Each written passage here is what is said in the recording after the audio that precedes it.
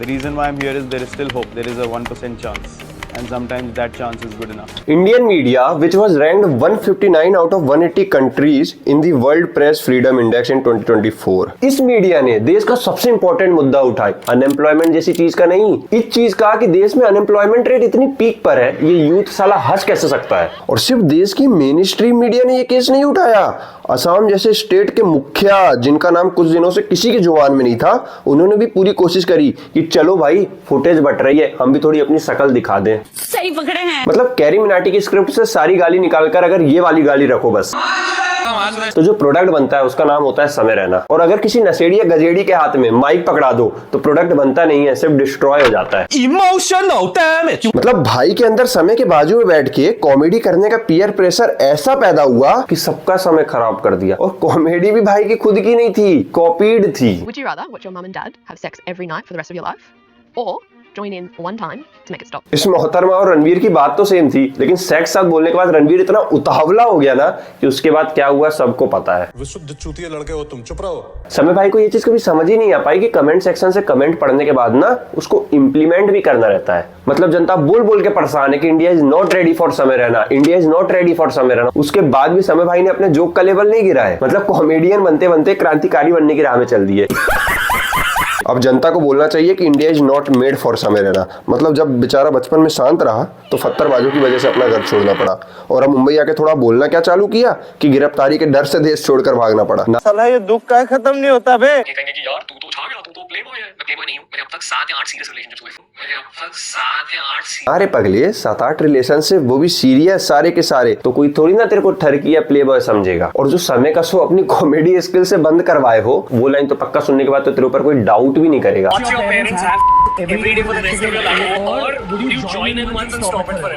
इससे 7-8 लड़कियों ने ब्रेकअप भी इसलिए किया होगा, वो भी बोलती होंगी कि बहनचोद हमसे सेक्स मांग लेता तो चलता भी। मतलब हमारे माँ बाप को सेक्स करवाना चाह रहा है, और सेक्स करवाने से बढ़कर उनको देखना चाह रहा है। लेकिन मजाक मस्ती अपनी जगह, लेकिन ये बातें फैली तब जब मीडिया ने जोक को देश का सबसे इंपॉर्टेंट मुद्दा बना दी और संस्कृति बचाने में लग गई। मतलब इंडियन मीडिया का भी सही है, गंद पहले ढूंढो, उसके बाद उसको सब तक पहुंचा दो, और उसके बाद बोलो कि इस गंद से दूर रहना है। बात तो सही है। जब इस मुद्दे पे मीडिया ने कोई कसर नहीं छोड़ी तो देश के अननोन सेलिब्रिटी लोग बोले कि यार जिंदा तो हम भी हैं, हम भी तो अपना अस्तित्व जनता को बता दें। और अस्तित्व बताने के चक्कर में क्या किए, पहले वो लाइन को अपनी वीडियो में स्टार्टिंग में जोड़े और 2-4 लाइन उसमें संस्कृति का जोड़ दिए, बन गई 30 सेकंड की रील।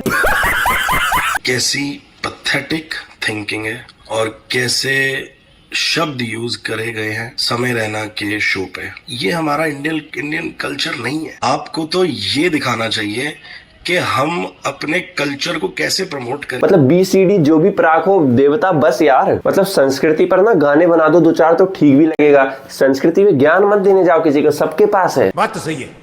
अभी एक और बड़ा मामला चल रहा है रणवीर अलाहाबादिया समय रहना का, कई लोग विरोध सुना हमने, और इस पे माफी मांगने के बाद माफ करना चाहिए। नो नेवर, ये माफी लायक शब्द है ही नहीं। बाबा जी प्रणाम। मतलब ये शब्द आपके ही है ना? बस यही कहेंगे, हम तो कुछ जानते नहीं हैं, ज्यादा पढ़े लिखे भी नहीं। तो क्यों अपना ओपिनियन दे रहे हैं? और टेंशन ना लो यार, आपकी ऑडियंस तक ऐसे जोक नहीं पहुंच रहे हैं। बात तो सही है। Otherwise, I don't think he's apologetic because इतनी बड़ी बात बोल देना, I really want to slap him. चाची जी आप हो कौन? मतलब गूगल में क्या डाल के सर्च करें कि आप आ जाओ? इतना ही कल्चर की चिंता थी तो तू भी साड़ी पहन के आती ना। वैसे ठीक ही है जो भी है, मतलब साड़ी के नाम पर तो लड़कियां जो आजकल पहन रही है ना, मतलब क्या ही बोलो।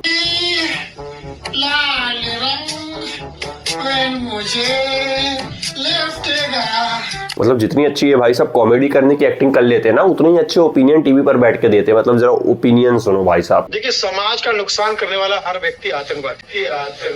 मतलब अभी तक तो मोदी जी के खिलाफ ही बोलने पर देशद्रोही घोषित किया जाता था, जोक्स में गाली ऐड करने पर भी होने लगा क्या? मतलब ये तो लेटेस्ट न्यूज है। मतलब सुनील जी जैसे कॉमेडियन को कपिल शर्मा शो से दिक्कत थी, जोक्स में गालियों से दिक्कत है, अब इंडिया गॉट टैलेंट से दिक्कत है। मतलब सुनील जी का भी सही है, कॉमेडियन इनके जैसा हो, मतलब जोक ऐसा मारो कि कहीं वायरल ना हो सके।